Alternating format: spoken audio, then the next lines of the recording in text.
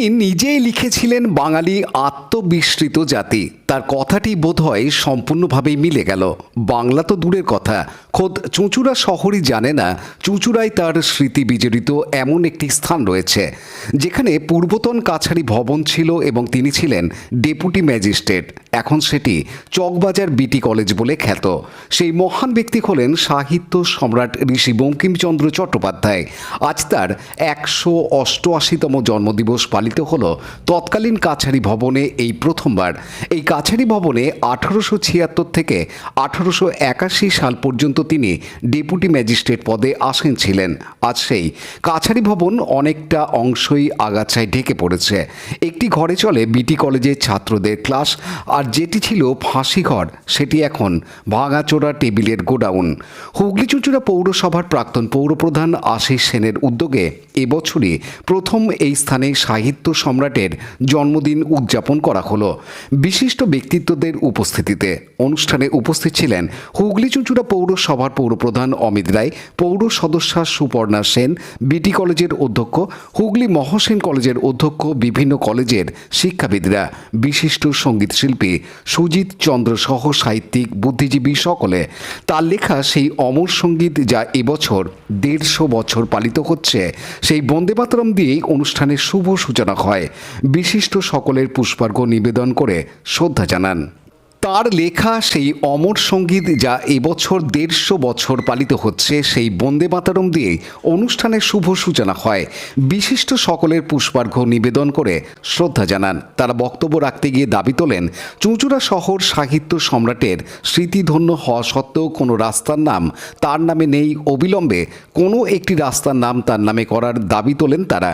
এ বিষয়ে পৌরপ্রধান অমিত রায় জানান, উদ্যোক্তাদের পক্ষ থেকে লিখিত আবেদনে বিষয়টি ভেবে দেখা হবে। এই অনুষ্ঠান সম্পর্কে বিদ্যামন্দির ভবন বাঁচাও কমিটির সভাপতি তথা প্রাক্তন পৌরপ্রধান আশিস সেন জানান, চট্টোপাধ্যায় ওনার জন্মদিন আমরা এই জায়গাটা বেছে নিচ্ছি এবার এই কারণে, যেহেতু বন্দে মাতরম 150 বছর এবং উনি বঙ্কিমচন্দ্র চট্টোপাধ্যায় 1876 সাল থেকে 1881 সাল পর্যন্ত এইটা তখন বিটি কলেজ হয়নি, তখন এটা কাছারি ভবন ছিল। এটা তখন চুলের কোর্টও ছিল না, এটাই কোর্ট ছিল। এই কোর্টে তিনি ডেপুটি ম্যাজিস্ট্রেট হিসেবে কর্মরত ছিলেন 1876 থেকে 1881। তার জন্য আমাদের তার পায়ের ধুলো যেহেতু আমাদের এই স্থানে ছিল, তাই আজকে আমরা এই দিনটাকে বেছে নিয়েছি তার জন্মদিনটাকে পালন করে।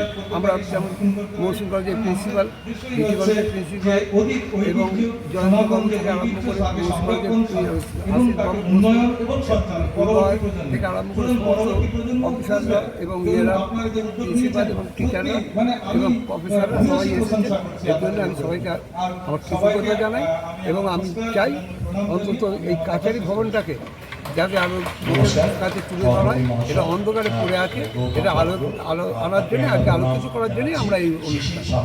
কী নাম আপনার? আশিস সেন, এই পৌর প্রধান। এইটা 9 নম্বর ওয়ার্ড, 9 নম্বরের কাউন্সিলর। আজকে তো একটা বিরাট দিন, এই বঙ্কিমচন্দ্র চট্টোপাধ্যায় তার লেখনীর মাধ্যমে আমাদের স্বাধীনতা সংগ্রামকে ত্বরান্বিত করেছিলেন। আর তিনি মহসিন কলেজে দীক্ষিত লাভ নেই, তাই জন্য মহসিন কলেজ যেমন গর্বিত, আর উত্তরসূরিরও আজও গর্বিত। তাই তাদের পরবর্তী জেনারেশনে ছুটে এসছে তাকে স্মরণ করা। আপনি যে কলেজের অধ্যক্ষ, সেই কলেজ থেকেই সাহিত্য সম্রাট শিক্ষা একটা জায়গা, কেমন মনে হয় এই অনুভূতিটা যদি বলেন? এটা আমার বিরাট অনুভূতি। আমি গর্বিত যে তার মধ্যে একজন প্রাক্তনী কলেজকে অনুপ্রাণিত করেছেন। তিনি শুধু এমন একজন বিখ্যাত, তিনি প্রথম ভারতীয় যিনি গ্র্যাজুয়েট হয়েছিলেন। তার জন্য গর্ব করবো, তো কার জন্য করবো? এই গর্বটা আমার শুধু নয়, এই গর্ব মহসিন কলেজের প্রত্যেকের গর্ব। এখানে ডিস্ট্রিক্ট ম্যাজিস্ট্রেট ছিলেন, কথিত আছে আপনি সেই জায়গায় এলেন, কেমন মনে হচ্ছে? খুব ভালো জায়গা, তো ভবনটা যদি সংরক্ষিত হতে পারত আরও খুশি হতে পারতাম। সেটা হয়তো জানি না পরবর্তী জেনারেশন কতখানি এগোতে পারবে। এই ভবনটা যে দেখে যেমন বন্দে মাতরম ভবনটাকে রক্ষা করার চেষ্টা করা হয়েছে, অনেকখানি হয়তো রক্ষা করা হয়েছে, এই জায়গাটা যদি এভাবে করা যেতে পারে হয়তো আরও আগামী দিনে আপনাদের কলেজে এই যে সাহিত্য সম্রাটের এবারে 150তম বর্ষে বন্দে মাতরম সুরে রচনা কাল চলছে, কোনো কিছু আগামী দিনে অনুষ্ঠান করার বিষয় রয়েছে? এখন আমাদের কলেজ। সৌমিত্র সিংহের report, Hooghly TV. Like, share, subscribe করুন হুগলি টিভি। খবর এখন বুক পকেটে।